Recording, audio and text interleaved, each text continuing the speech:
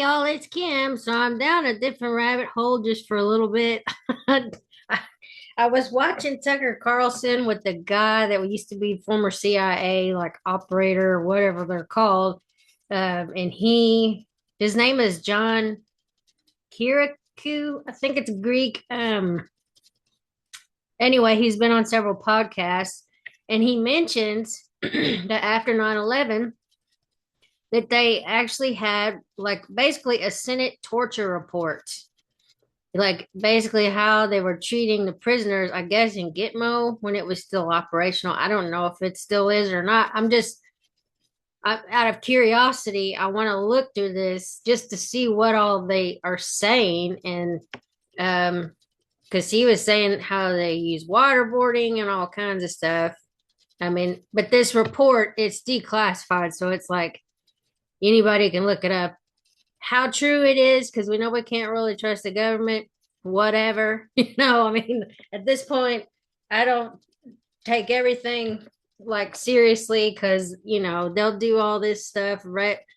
Spend all this money for these reports and these commissions and committee meetings, and nothing ever really gets done, it seems like. Not in my opinion.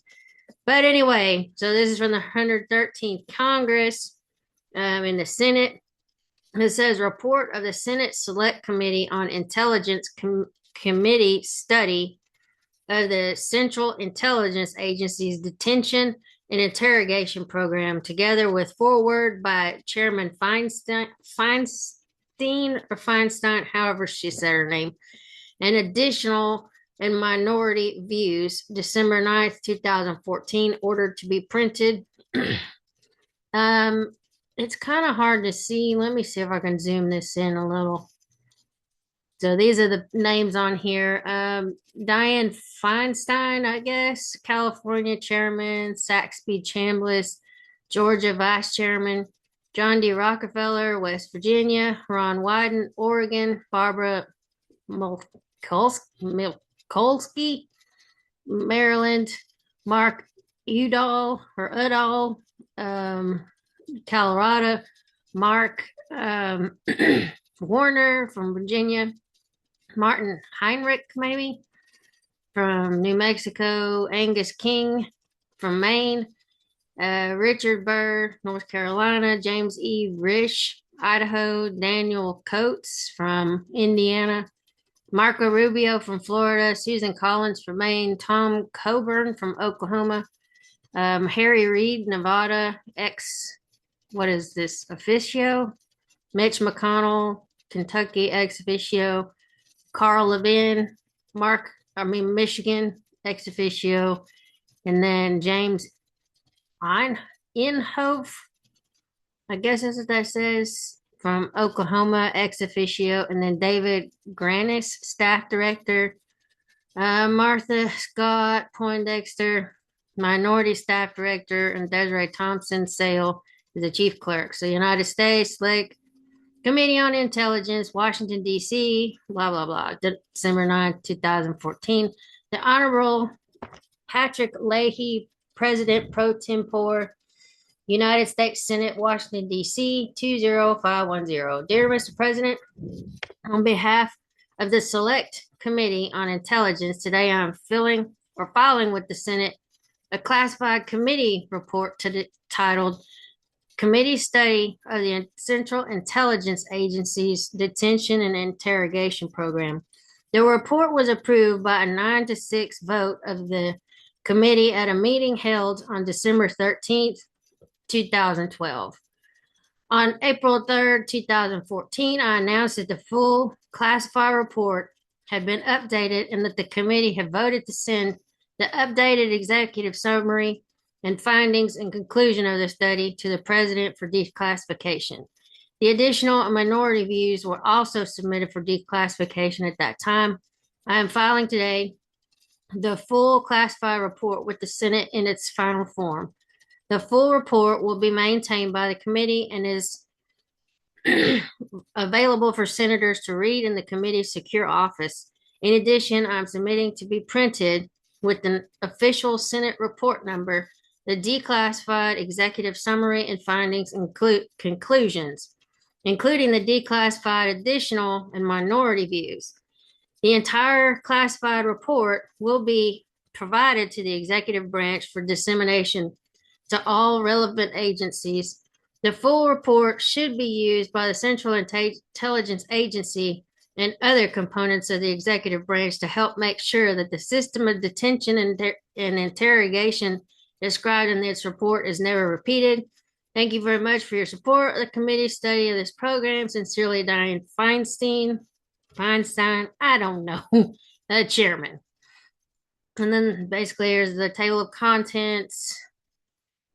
And then unclassified, forward by Senate Select Committee on Intelligence, Chairman Diane Feinstein.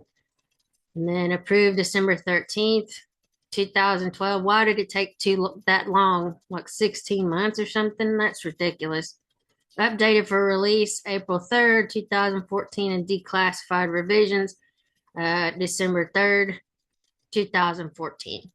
Forward. On April 3rd, 2014, the Senate Select Committee on Intelligence voted to send the findings and conclusions and the executive summary of its final study on the CIA's detention and interrogation program to the President for declassification and subsequent public release.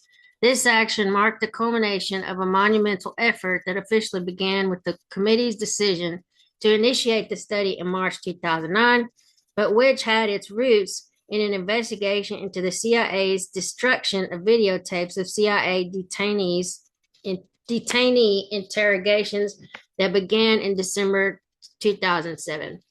The full committee study, which totals more than 6,700 pages, remains classified, but is now an official Senate report. The full report has been provided to the White House, the CIA, and the Department of Justice, the Department of Defense, the Department of State, and the Office of the Director of National Intelligence in the hopes that it will prevent future coercive interrogation practices and inform the management of other covert action programs. As the chairman of the committee since 2009, I write to offer some additional views, context, and history. I began my service on the Senate Intelligence Committee in January of 2001. I remember testimony that summer from George Tenet, the Director of Central Intelligence, that warned of a possible major terrorist event against the United States, but without specifics on the time, location, or method of attack. On September 11, 2001, the world learned the answers to those questions that had consumed the CIA and other parts of the U.S. intelligence community. I recall vividly watching the horror of that day, to include the television footage of innocent men and women jumping out of the World Trade Center towers to escape the fire. The images and the sounds as their bodies hit the pavement far below will remain with me for the rest of my life. It is against that backdrop, the largest largest attack against the American homeland in our history, that the events described in this report were undertaken.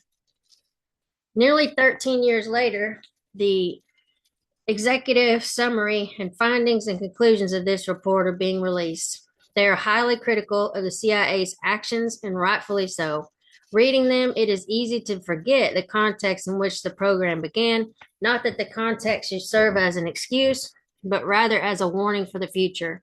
It is worth remembering the pervasive fear in late 2001 and how immediate the threat felt. Just a week after the September 11th attacks, powdered anthrax was sent to various news organizations and to 2 U.S. senators. The American public was shocked by news of new terrorist plots and elevations of the color-coded threat level of the Homeland Security Advisory System. We expected further attacks against the nation. I have attempted throughout to remember the impact on the nation and to the CIA workforce from the attacks of September 11, 2001. I can understand the CIA's impulse to consider the use of every possible tool to gather intelligence and remove terrorists from the battlefield, and CIA was encouraged by political leaders and the public to do what it could to prevent another attack. The Intelligence Committee, as well, often pushes intelligence agencies to act according or act quickly in response to threats and world events. Nevertheless, such pressure, fear, and expectation of further terrorist plots do not justify, temper, or excuse improper actions taken by individuals or organizations in the name of national security. The major lesson of this report is that regardless of the pressures and the need to act, the intelligence community's actions must always reflect who we are as a nation and adhere to our laws and standards. It is precisely at these times of national crisis that our government must be guided by the lessons of our history and subject decisions to internal and external review. Instead, CIA personnel, aided by two outside contractors, decided to initiate a program of indefinite secret detention and the use of brutal interrogation techniques in violation of U.S. law, treaty obligations, and our values. Two outside contractors. Okay, anyway, this committee study documents the abuses and countless mistakes made between late 2001 and early 2009. The executive summary of the study provides a significant amount of new information based on CIA and other documents to what has already been made public by the Bush and Obama administrations, as well as non-governmental organizations and the press. The committee's full study is more than 10 times the length of the executive summary and includes comprehensive and excruciating detail. The study describes the history of the CIA's detention and interrogation program from its inception to its termination, including a review of each of the 119 known individuals who were held in CIA custody. The full committee study also provides substantially more detail than what is included in the executive summary on the CIA's justification and defense of its interrogation program on the basis that it was necessary and critical to the disruption of specific terrorist plots and the capture of specific terrorists. While the executive summary provides sufficient detail to demonstrate the inaccuracies of each of these claims, the information in the full committee study is far more extensive. I chose not to seek declassification of the full committee study at this time. I believe that the executive summary includes enough information to adequately describe the CIA's detention and interrogation program, and the committee's findings and conclusions cover the entirety of the program.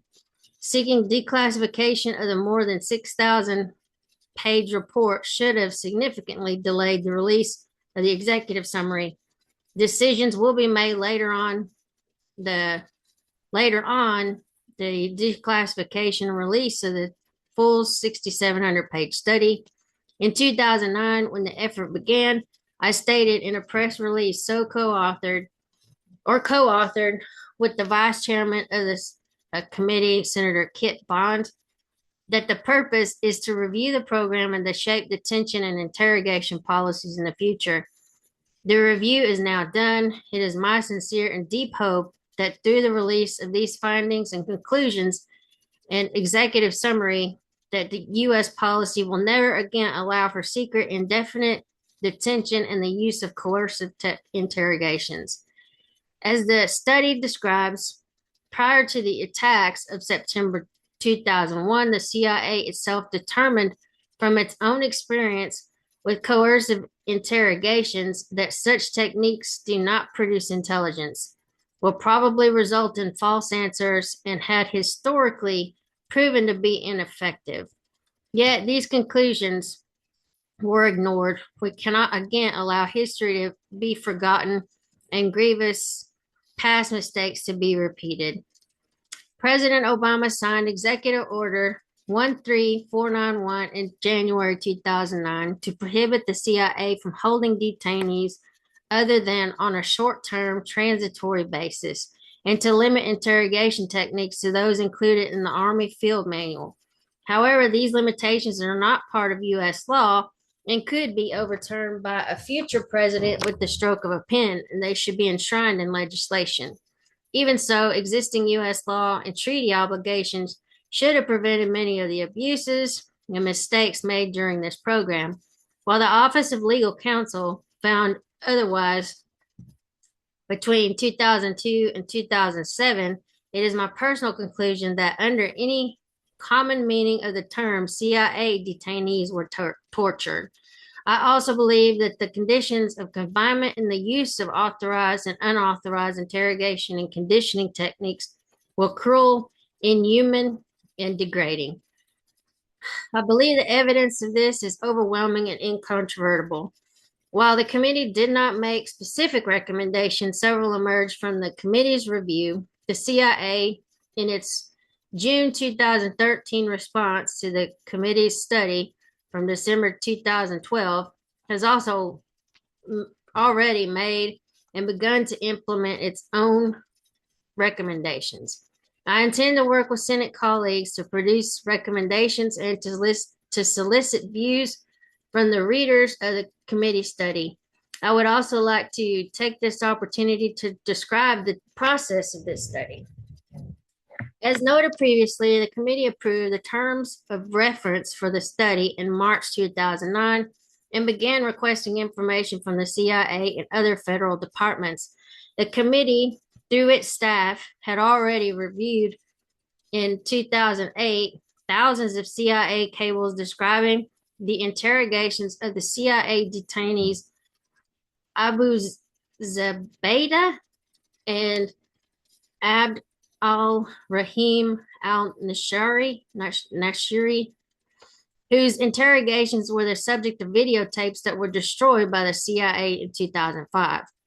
The 2008 review was complicated by the existence of a Department of Justice investigation opened by Attorney General Michael Mukasey into the destruction of the videotapes and expanded by Attorney General Holder in August of 2009. In particular, CIA employees and contractors who would otherwise have been interviewed by the committee staff were under potential legal jeopardy, and therefore the CIA could not compel its workforce to appear before the committee.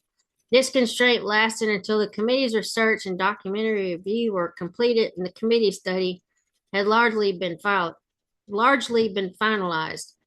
Furthermore, given the volume and internal nature of relevant CIA documents, the CIA insisted that the committee enter into an arrangement where our staff would review documents and conduct research at CIA leased facilities, and then it's redacted, rather than at the committee's office on Capitol Hill. From early 2009 to late 2012, a small group of committee staff reviewed the more than 6 million pages of CIA materials to include operational cables, intelligence reports, internal memoranda, and emails, briefing materials, interview transcripts, contracts, and other records.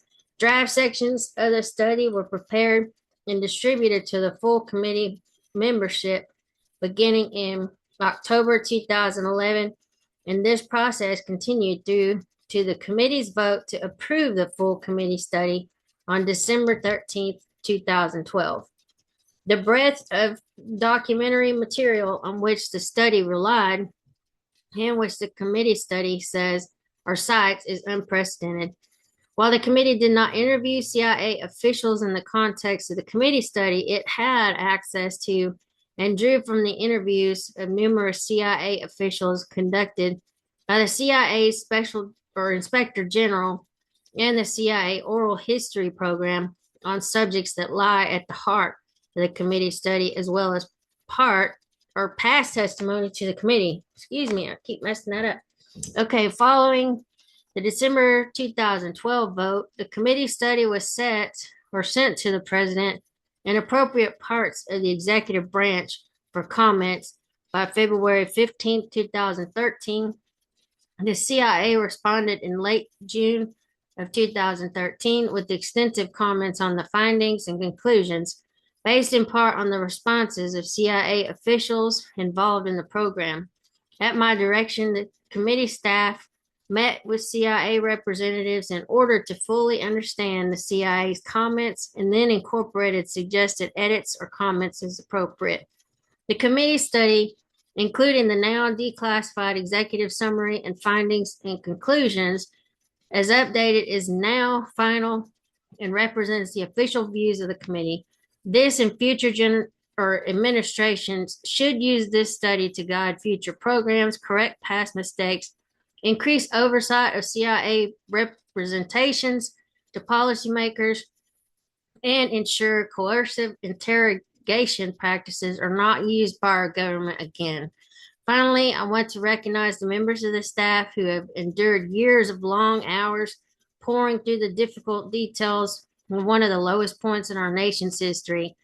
They have produced the most significant and comprehensive oversight report in the committee's history, and perhaps in that of the U.S. Senate, and their contributions should be recognized and praised. Daniel Jones has managed and led the committee's review efforts from its inception. Dan has devoted more than 6 years to this effort, has personally written thousands of its pages, and has been integrally involved in every study decision. Evan Gottsman, Chad Tanner, and Alyssa Starzak have also played integral roles in the committee study and has spent considerable years researching and drafting specific sections of the committee study. Other committee staff members have also assisted in the review and provided valuable contributions to the direction of our committee members. They include, among others, Jennifer Barrett, Nick Bassiano, I guess that's how you say it, Michael Buchwald, Jim Catella, Eric Chapman, John Dickus, Lorenzo Gocco, Andrew Grotto, Tressa Gwenev, Clete Johnson, Michael Noblet, Michael Pevsner, Tommy Ross, Carolyn Tess, and James Wolfe. The committee's staff director, throughout the review, David Granis has played a central role in assisting me and guiding the committee through this entire process. Without this expertise, without the expertise, patience, and work ethic of our able staff, our members would not have been able to complete this most important work. And then Dianne Feinstein, Chairman, Senate Select Committee on Intelligence. I'm gonna like do separate videos for each of these sections because that's a lot. Anyway, I will talk to y'all later. I'll see if I can get maybe chapter 1 of this or whatever it says, findings and conclusions, and then we'll see how much we can get of this recorded. Anyway, I'll talk to y'all later. Bye.